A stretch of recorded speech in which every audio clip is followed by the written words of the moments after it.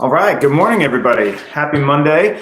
Welcome back from a weekend. Hopefully, everyone had a good, refreshing weekend. Ours was pretty amazing. The weather here was in Chicago was just about perfect. No humidity and in the low 80s. So no complaints from me. So pretty quick one this morning. I wanted to talk about this. It's been a while since I've done one of these. It's actually nice to get back in front of you guys. What I wanted to talk about was this idea of kind of sharing information, right? So sharing your expertise. Good morning, Guzman.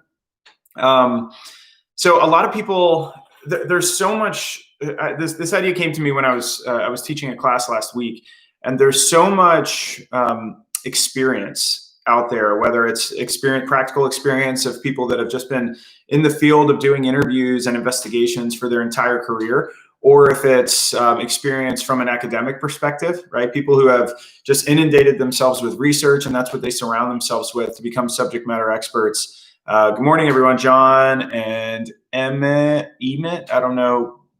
Well, sure, Emmet interviewing. And Juan, good morning. What's up, man? So it's this concept of taking all of these people who have this just vast wealth of experience, practical and academic, and how do they share it, right? How do people, instead of just going around and you have your LinkedIn profile and people can see where you've been working, how long you've been in these positions. What's up, Wayne? What can we do to really get this information out there, right? So we can all benefit from your experience.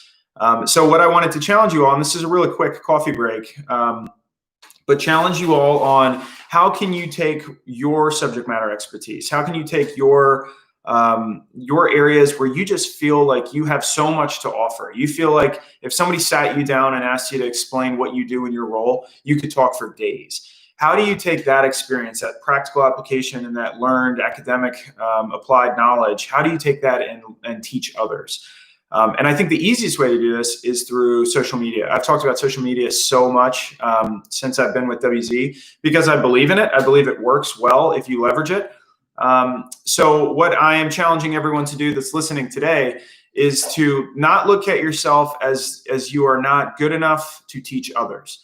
Look at yourself as the experience that you have someone could and would benefit from. So how do you get it out there? How do you get it in front of them? You don't have to have 10,000 followers on LinkedIn or Twitter for people to take you seriously. Credibility is not about the people who are following you, your count. It's about the quality of content that you're able to curate, right? So if you have these ideas, if you have these concepts, if you have practical application, little tips and tricks, techniques, things like that you can be putting out there, do it. Right? Because as you do it, people are going to learn and benefit from your experiences, your past trials and tribulations. So hopefully maybe they don't have to make the same errors that we've made in the past. So an easy way to do this. If you don't already do this, I highly recommend getting on Google Alert. Thanks, Ron. I highly recommend getting on, type in Google Alerts, and then you can type in keywords or phrases of things that you want to be alerted to.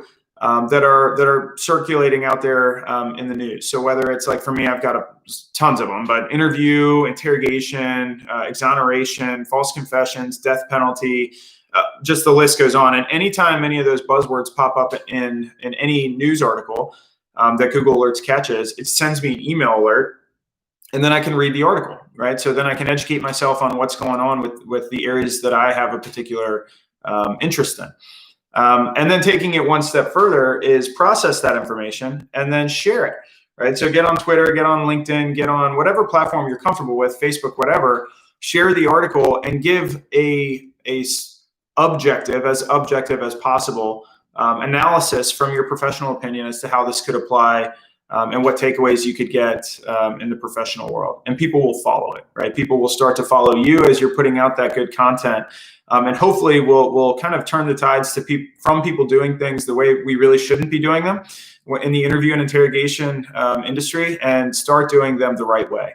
But the only way we can do that is by sharing and communicating the right way that things should be done. And that takes more than just people at WZ.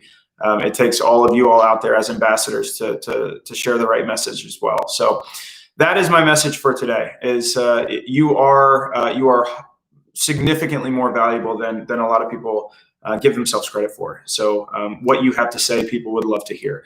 So don't be shy to put it out there, and let me know too. And I'll happily give you a follow on any of these platforms so I can learn from your expertise as well. So that is it.